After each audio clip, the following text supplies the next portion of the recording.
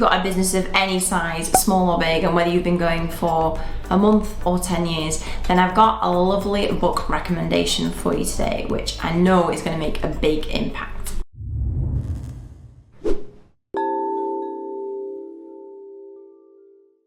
Welcome to this week's episode of MiTV. My name is Emma Mills and I help business owners leverage their time, focus on the fun stuff and start enjoying and winning the week again, because that is just what we want, to enjoy each week and hit our big goals.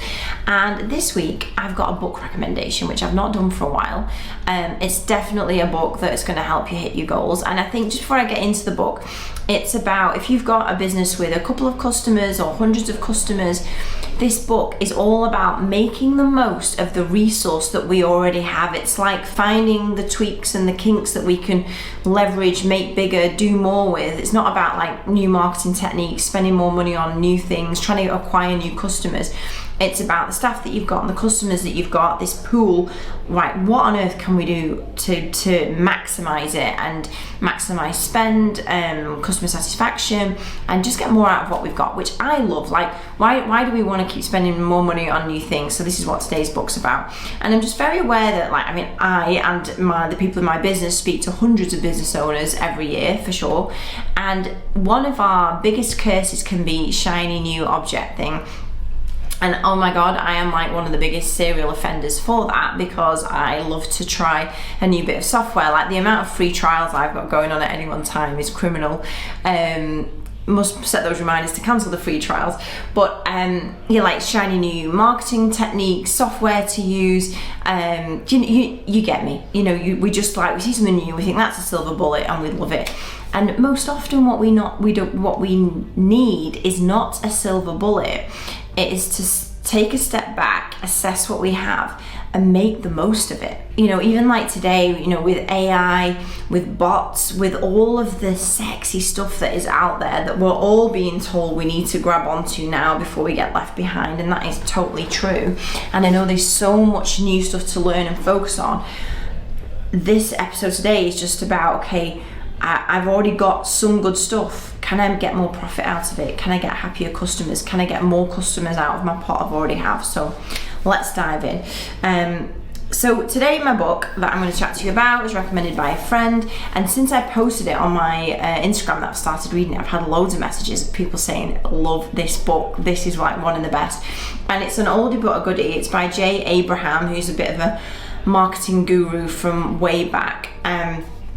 Worked with Tony Robbins, worked with like all the big players in info marketing, and it's called Getting Everything You Can Out of All You've Got, What to Do When Times Are Tough. In fact, when I put this on my Instagram, I did think, are people going to think, is there something wrong? What does that mean? What to do when times are tough? But times are tougher this year, but I'm all for, like, even if times are not tough, why would we not make the most of what we've got? And it's definitely one of the things at my PA that happened to me over the past few years as we grew quickly. You know, you just keep adding bums on seats and new customers, and you keep adding, and you forget to look at, are we maximizing? Are we efficient? You kind of gloss over the I guess the more boring stuff in lieu of just keep adding new, because adding new is fun. And to most entrepreneurs, we just want to move forward and have new ideas and do new things. And this is about making the most of what we got. So let's dive in. So I think there's like 5 key ideas. I'm just going to summarize them for you. I mean, I also like the way this book is done. It's like a nice paperback. If you're going away this summer, I highly recommend you put it on the list. But if you're not, let me just give you the 5 key ideas from it. So number 1 is about rewarding your customers and your salespeople. So if you don't have salespeople, don't worry, this still works. Idea 1 is about, you've actually got customers who are a source of referral, and one thing that most businesses don't have is a referral scheme. So something that easily makes referrals coming into your business like part of a system. most often referrals come in and you're like, oh, I've had a referral, how great. But what really smart businesses do is they have schemes to make sure that referrals come in on the daily or come in rhythmically, or that they can rely on referrals as a lead source rather than just popping up now and then. And also, as part of this concept of rewarding your customers, salespeople, it's about upselling to your existing customer base as well. So if you've got a customer of, like, whether you've got one or whether you've got 500 or 1,000, there is always the opportunity to sell a little bit more to them. Some really obvious examples are things like McDonald's. So do you want fries with that? Do you want large? You will have lots of experiences every day where people say to you, and do you want this as well? Or if you're going to an event and there's a VIP option, like if I'm going to a marketing event or something, and that's an option, I'm buying it. Like, I'm spending that extra £100, £200 to sit front row to get the goodie bag. But an organisation could choose just to have everybody paying the same for a seat, or they could choose to have some additional options that cost a little bit more. And it's about doing the deep thinking in your business to understand what is the upsell that you've got, what could be the faster option, the VIP option, the add-on to those people that will always buy the gold version, the VIP option, like having that. Because most of us will just have a thing that we sell, and we don't think that actually some people will want the really basic version that's below it, and some people will want the version with bells and whistles on. And so it's thinking about what can you reward your customers with if they send referrals, and also upselling them into slightly bigger transactions with you.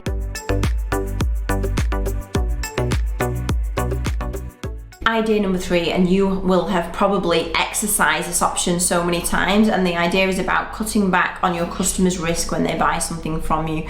And ultimately that is about giving a money back guarantee, giving like a 7-day option or a 7-day cooling off, or a cooling off is not a good word, but like a 30-day period to get money back if they're not happy with something. Like, giving a money back guarantee is especially also if you sell something that is maybe quite commoditized, or you actually, if I was to ask you what's the difference between you and your competitors, and you don't have a really clear answer to that, having a money back guarantee, having something where your customers can feel totally at ease on purchasing it, can totally make the difference between you and your competitors. Because if you've both got the same number of clients doing a very similar thing, but if to go to you, you've got a money back guarantee after 30 days, if you're not happy with it, then that is the big difference. And like, these are really easy changes to make in your business, hence why it's called getting everything you can out of all you've got. And so I really like number 3, and we're going to be implementing that much more at my PA.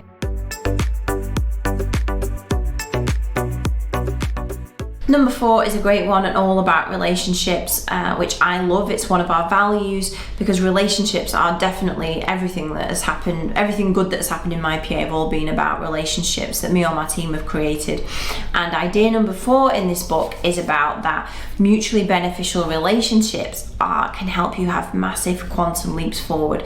So this might be companies that have very similar customers to you, that they sell to the same kind of person or business, and then promoting each other and sharing those client lists, selling to existing client databases. So for example, one of my friends, Gary Das, he's a coach, and he's a coach to lots of different businesses, but one of his niches has been mortgage brokers. We answer lots of calls from mortgage brokers, so Gary has promoted me to his list, and we have made lots of sales from it. And doing that with people that you know and trust. So for example, we work with some telecoms companies who put in phone systems in businesses, and they know that ultimately customers lose calls. So we have an agreement where they promote our services and vice versa. And so finding those kind of partnerships, those options whereby you can serve each other's customers and sell to each other's lists, because we all know how difficult it is to add a new client. But if you're able to put your message and value out to an existing base of clients, like, that is kind of maximizing your efforts by 1,000,000, isn't it? So like, finding those really good partnerships. So again, that's not about having to spend time on new marketing. It's about strengthening relationships and making them work for you.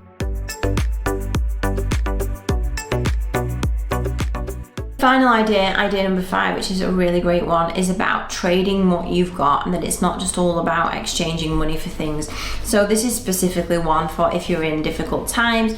And to be fair, I've done it at MiPA, where other companies that we've worked with, we've used their service and they've used our service, and it's been bartered. Like, we have traded each other's service or goods for things that we need.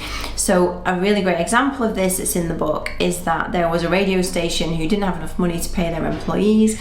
And what they did, they reached out to the biggest hardware store in town, and they said, oh, we'll advertise you on the radio. And so the hardware store, but for free, but in return for some goods that they had in the shop. So the hardware store said, okay, great, we'll do that. And they paid for the advertising with 1,400 tin openers.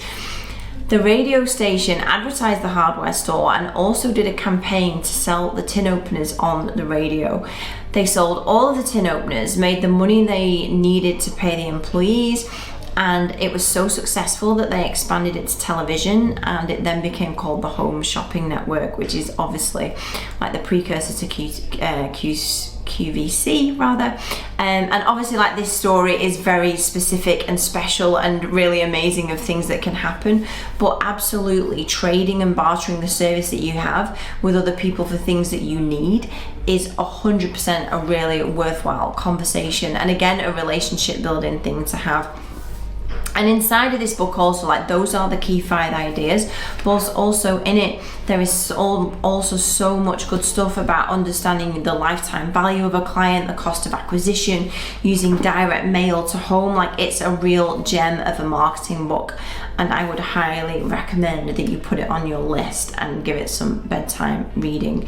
That Tony Robbins says about Jay Abraham, that he can look at any company and either get it to make $1,000 more or $100,000 more. Like, he's really good at seeing what somebody's already got and squeezing the juice out of it. And if you are potentially strapped on resource, this is a really good book to squeeze more juice out of what you've got. So I hope this week's episode has been helpful for you. I do love a good book recommendation because I read loads of them. We should do more of them, and I'll see you next week. See you then. Bye bye.